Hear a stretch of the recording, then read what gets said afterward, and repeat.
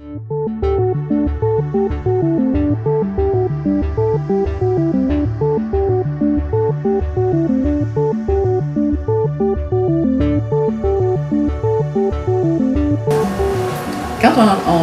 moi je suis devenue présidente, ça faisait quelques années qu'on parlait qu'on devrait avoir des relations un peu plus harmonieuses avec l'IMRC.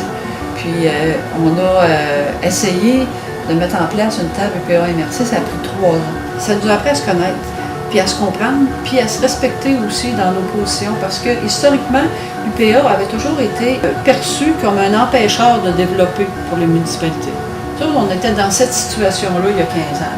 Puis c'est ça qui a amené aussi le projet des investissements agricoles, parce que moi, personnellement, je vivais des frustrations importantes par rapport aux commentaires des élus municipaux sur « Ah, ben vous autres, c'est sûr, vous avez de l'argent. Ouais, mais on n'est pas mieux que d'autres. On emprunte aussi pour faire ça. C'est du capital qu'on investit, mais on l'emprunte à quelque part. On ne prend pas ça dans nos poches là, pour payer sa cash. » Au travers de ça, j'ai appris qu'il y avait un projet de valorisation des investissements comme ça dans la MRC des Mascoutins.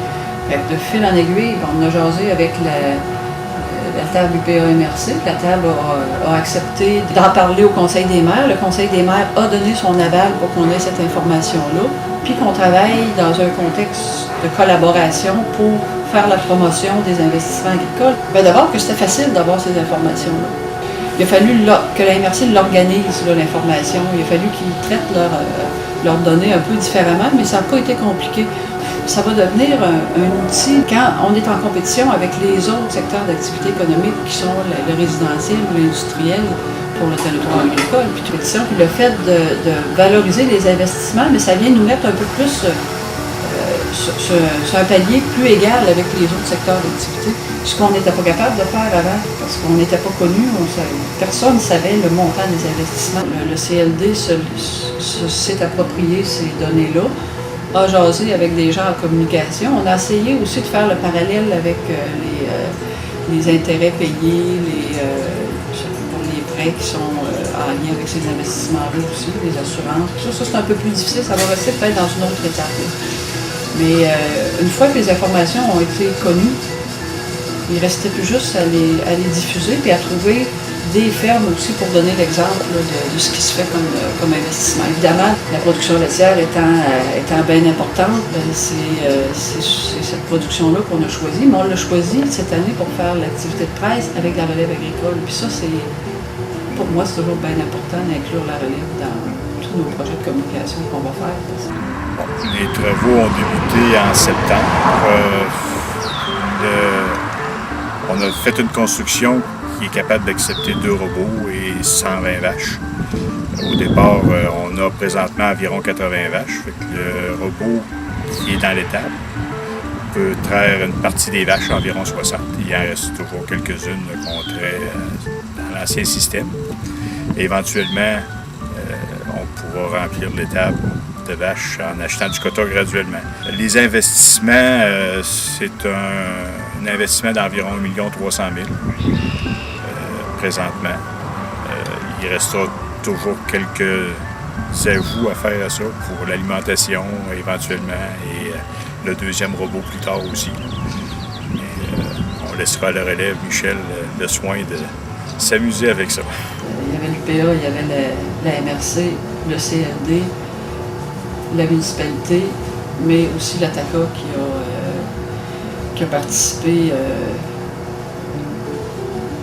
à organiser les informations. Une fois que les informations ont été connues, sous quel angle on va les communiquer? Oui, bien éventuellement, on va regarder avec l'autre syndicat dans Bellechasse, qui est Dorchester, à faire une activité commune ensemble. Là, les données sont sorties pour 2012-2013,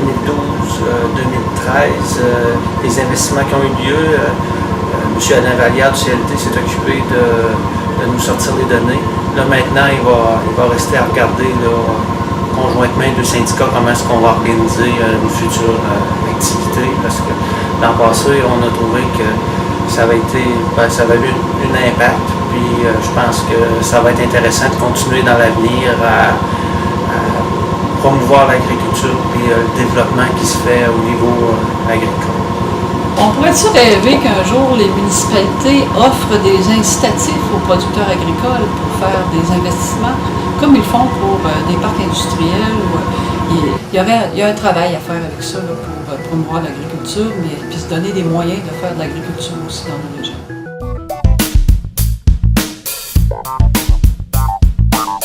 C'est un projet qui nous a été présenté par l'ATACA à mon directeur, M. Vallière, et je pense qu'il ne pouvait pas passer à côté. Il a levé le bras et il a dit présent.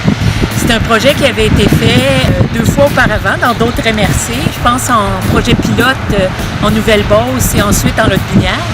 Alors, c'était évident qu'on était pour participer parce que tout le secteur agricole pour Bellechasse, c'est un secteur économique très, très, très important.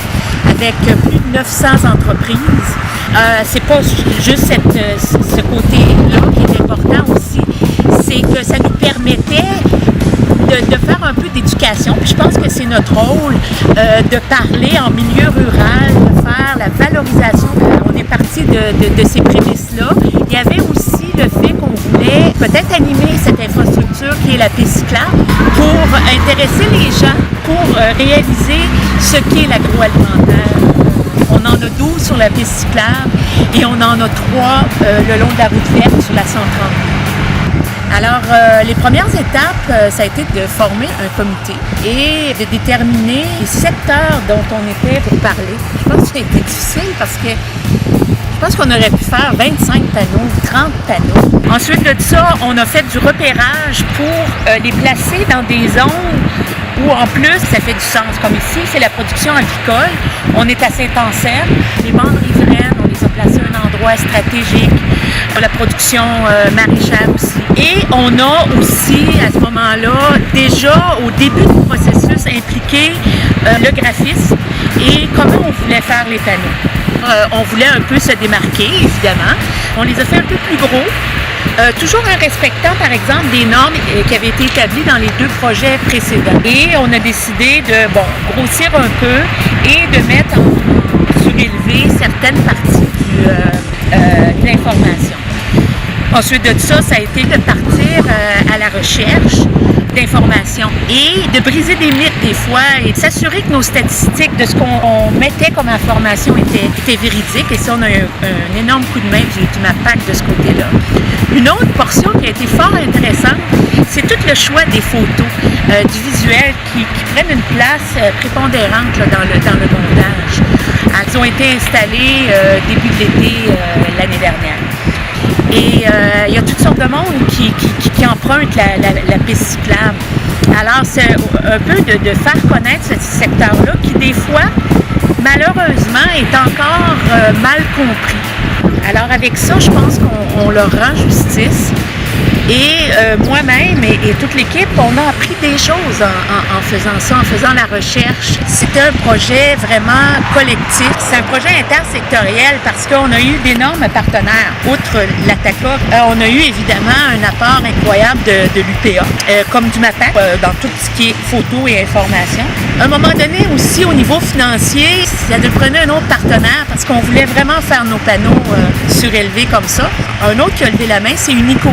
Ensuite de ça, il y a Exceldor et il y a Kerry, qui est une autre grosse compagnie, des partenaires comme la CRE, la MRC avec la cycloroute évidemment.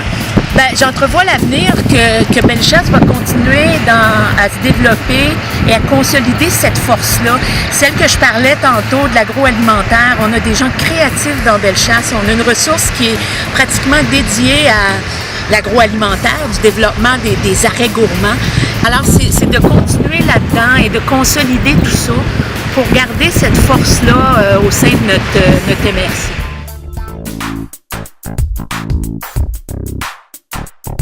C'est un programme rempli d'outils, d'activités éducatives et de recettes destinées aux enfants et à leur famille. Il permet d'informer et d'expliquer sur la vie à la ferme, ainsi que l'importance d'une saine habitude de vie. Donc, nous avons été un point de chute afin de recevoir les différents paniers bio de la ferme.